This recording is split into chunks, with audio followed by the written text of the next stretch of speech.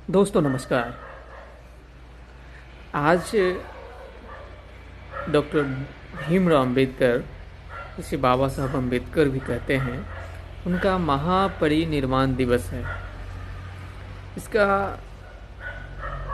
बहुत ही महत्व है इस दिन का, क्योंकि इस दिन भारत के ऐसे महान सपूत इस दुनिया को छोड़ के चले गए थे। शायद वो कुछ दिन तक और जिंदा होते तो शायद भारत की छवि कुछ और ही होता। भारत जिन समस्याओं से घिरा हुआ था, उन समस्याओं का जो हल किसी के पास नहीं था, वो सिर्फ उन्हीं के पास था। और आज भी भारत जिन समस्याओं से घिरा हुआ है, वो इसीलिए घिरा हुआ है क्योंकि वैसा हल देने वाला अभी तक कोई नहीं आया। आज भी इंतज़ार है ऐसे लोगों की जो भारत के इन समस्याओं से उसको छुटकारा दे। डिप्रिसिएशन ऑफ द मनी, सामाजिक न्याय और भारत एक आर्थिक शक्ति बने। ये जो समस्या है ना, इनका जो इलाज था, इनकी जो दवाएं थी, वो सिर्फ उन्हीं के पास था। जो शायद वो चले भी गए हों, लेकिन उनके दूरदर्शिता को अगर आज भी लागू किया जाए तो भारत एक आर्थिक शक्ति बन सकता है। भारत की समस्या लगातार गिरते हुए रुपयों की कीमत, तो इसके लिए उन्होंने रुपया की जो समस्या है उसके लिए उन्होंने 1923 में ही उन्होंने इस समस्याओं के निदान के लिए उन्होंने एक थीसिस लिखा था, द प्रॉब्लम विथ रुपया, its origin and it's solution.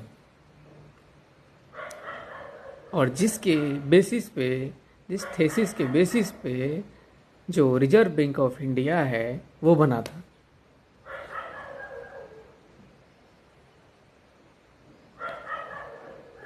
तो रिजर्व बैंक ऑफ इंडिया तो बना, लेकिन इसके बावजूद भी पैसे की अवमूल्यन लगातार जो है ना होती ही रही है। आज जब $1 बराबर 90 रुपया तक पहुंच गया है भारत की करेंसी, तो अपने आप में एक बहुत बड़ा चिंता का विषय है। अगर B.R. अम्बेडकर को समझना है ना, तो आपको पहले से कट्टरता त्यागनी पड़ेगी। आपको उनको समझना है ना, तो आपको एक न्यूट्रल अप्रोच रखना पड़ेगा। उनको अगर समझना है ना, तो आपको मानव मूल्यों को सबसे सर्वोपरि मानना पड़ेगा। अगर उनको समझना है ना, तो न्याय को प्राथमिकता देना पड़ेगा। उनको समझना है आपको, तो आपको सामाजिक न्याय को समझना पड़ेगा। आप तभी समझ सकते हैं जब आप इन सब बातों को अपने जीवन में उतार रहे होंगे, तभी आप इस चीज़ को समझ सकते हैं कि वो एक व्यक्ति नहीं बल्कि व्यक्तित्व है। और ऐसे व्यक्तित्व जो हजारों सालों में कभी कभी आते हैं,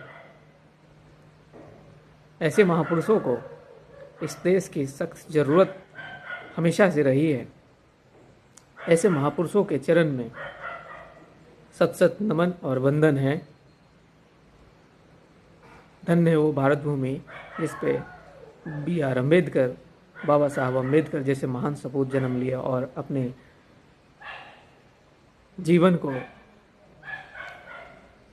को संघर्ष में झोंक करके भारत को संविधान बना करके देश को एक खूबसूरत संविधान दिया और भारत को एक नई ऊंचाइयों पर पहुंचने के लिए उन्होंने जो रास्ता दिखाया, अगर उसे लागू कर दिया जाए तो निश्चित रूप से भारत जो है एक सर्वशक्तिशाली सर्व संपन्न हो सकता है। जय हिंद।